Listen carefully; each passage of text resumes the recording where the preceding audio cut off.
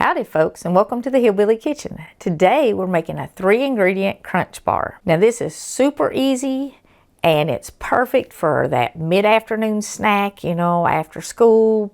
You can even pack it up and send it in a lunchbox. Even those late night cravings, it's gonna satisfy your hunger and satisfy that chocolate craving. Before we get started making this, I wanna ask you to please subscribe to the channel if you're not already, like the video, leave us a comment, just say howdy, share the video if you would please. It would mean a lot to the channel's growth. It would mean a lot to me personally, and it would even mean a lot to my family. Thank you so very much. So, like I said, this is super simple. We're gonna put our cup of chocolate chips in our bowl.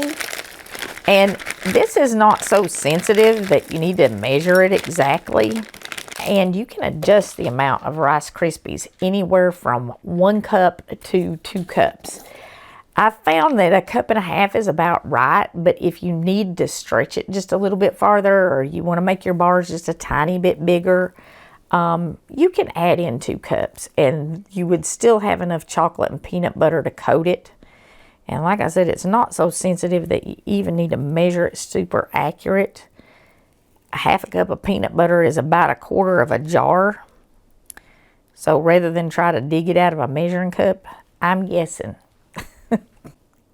If you want to measure it though, it's 1/2 cup. That looks about right.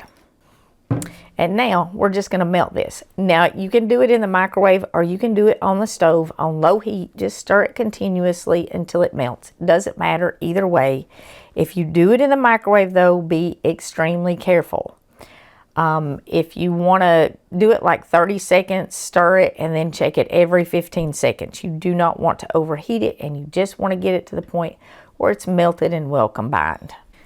Okay, after 45 seconds in my microwave, when I checked it, my chocolate is mixing into my peanut butter pretty well. You can totally ruin your chocolate in the microwave. Mine is pretty strong and 45 seconds is all it took. I did it 30 seconds and stirred it a little bit and then another 15 seconds. And you can see here, it's mixing up fairly well.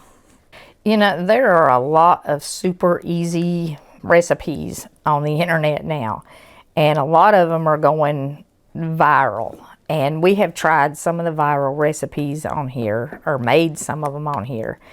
I'm not sure this one has gone viral yet, but it is definitely getting around, and I think with kids going back to school it will get around to even more because people need snacks after school.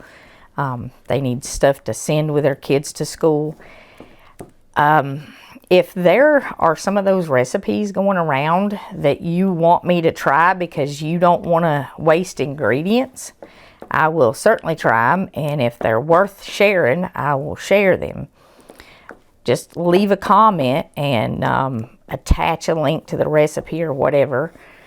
I tried one. I was looking for snack stuff because it is back to school time. And I tried those brownies that have the banana and the cocoa and the peanut butter. Don't waste your banana. Just eat a banana if you want a snack. There was like 3 of us taste tested them. And we all agreed that that was a waste of a good banana and certainly a waste of cocoa, which is expensive, and the peanut butter. These you can make. Like I got the chocolate chips for about $3. So it was about $1.50 for the cup of chocolate chips. Peanut butter right now is on sale. You can get it for $2 for one of these size with the 2 cups in it. And so I used about 50 cents worth of peanut butter. And then these were $2 a box, I think. So, you're only using 1 cup to 2 cups of those.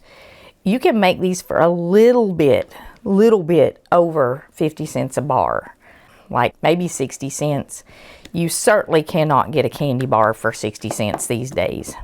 I've still got some lumps in there. I'm going to stick this back in. See how this is still kind of lumpy? I don't want that, and I definitely don't want the chunks of chocolate in there because it's not getting cooked anymore. I'm going to stick it back in for just another 10 seconds so I can smooth it out good. Oh yeah, that's what you want right there. That's smoothing out super easy. Now, what we're going to do, if you wanted to double this, you could use just your 9x9 square pan, but we're putting this in a 9-inch loaf pan, which will give us a nice bar size once we cut it. Now, add your Rice Krispies or Rice Crisps or crisped rice, and the off-brand is fine. After you get your chocolate and your peanut butter thoroughly stirred up together, because if you add them and then you stir it a whole lot, it's just going to disintegrate them. You'll have rice dust in it, and that's no good. So anyway, between 1 and 2 cups, I'm going to use about 1.5 cups. I find that works fairly well, and I am measuring them. And here is my money-saving tip of the week. Get you a pack of cheap wooden clothespins or plastic ones. They make plastic ones. The plastic ones you could actually wash in with your dishes. But anything that comes in a bag, whether it's cereal, potato chips, or whatever, put one of these on it and it will keep it fresh much, much longer. These are super cheap and they will protect the investment you have made in your food.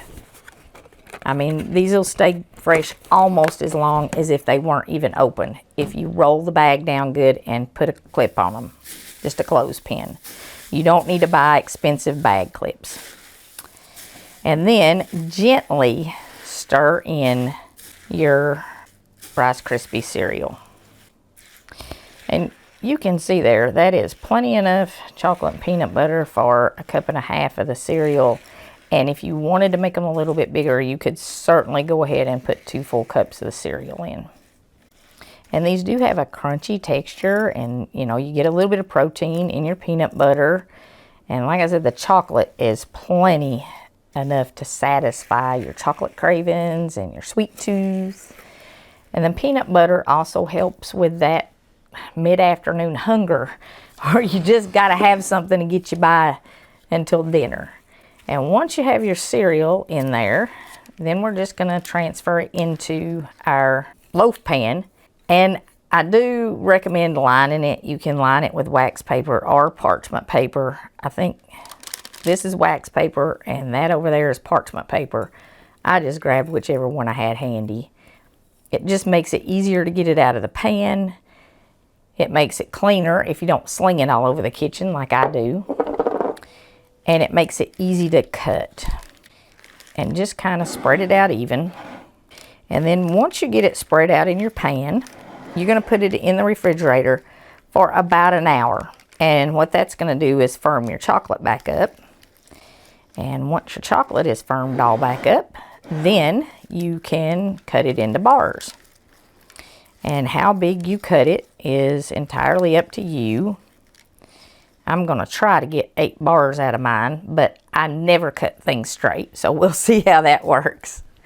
But you can see like that, just spread it out there. When it comes out of the refrigerator, it'll be nice and solid like this. And it's not M&Ms, it will melt on your hand, so you're not going to be able to hold it for a real long time. But it also was fine at room temperature as long as it's not, 90 degrees and you're outside. So you can pack it in a lunch, you can leave it sitting out on the countertop or whatever. To get it as even as possible, cut it in the center. And then we're going to half each half so that we get 8 bars. If you've got teenagers and you want bigger bars because you know they're going to eat bigger bars, cut it in 6 bars. I'll try to divide this into thirds. Well, that wasn't too bad. But if you do them in 8 bars this big, which is plenty enough for a snack, you've got maybe 55 or 60 cents in them. Doing them bigger like this, cutting them in 6 pieces, you've got 75, 80 cents probably per bar. But that's a pretty cheap snack in today's times, and this one is a good one. So some of those super easy 3-ingredient no bake recipes are good, or even bake recipes, and some of them not so much. This one said healthy on it, and I did modify it a little bit, like I added more cereal, That was really the only modification I did. You could add in stuff to this if you wanted. You could put in some chopped up peanuts to add a little more protein. You could even make it sweeter if you wanted to, but I think the semi-sweet chocolate chips are plenty. It's, you know, it's up to you. But, you know, if you have some of these viral recipes that you kind of want to try, but you don't want to waste the ingredients, because let's face it, chocolate right now is very expensive. Link them in the comments here and I'll try them, and if they're any good, we'll share them. Before we go, I want to leave you with a verse that was definitely for me. I've told y'all that a lot of times the verses that I share are more for me than they are for you, because God kind of, I think, leads me to verses that I need when I'm studying for verses to share with you. And I know this one was meant for me because I actually talked about my inability to control my mouth this week. And I know that probably 90% of the trouble, the chaos, the trials, the struggles in my life are because I do not adhere to Proverbs 21:23. And it says, "Whosoever keepeth his mouth and his tongue keepeth his soul from troubles." I can't add a whole lot to that. I know I need to do it, and I know I needed to hear it today. So if it's for you too, please don't be angry at the messenger. The messenger is as convicted as you are. Thank you so very much for joining us, the Hillbilly Kitchen, today. Make some of these for your kids for snacks after school, or make them for yourself. You can wrap them up individually. They'll stay fresh longer. If you need to keep them a long time, keep them in the fridge. I haven't tried freezing them, but I think they probably would freeze okay. If you try it, let us know. Please don't forget to click like and subscribe on our video. Share it with your friends. And until next time, remember to put God first.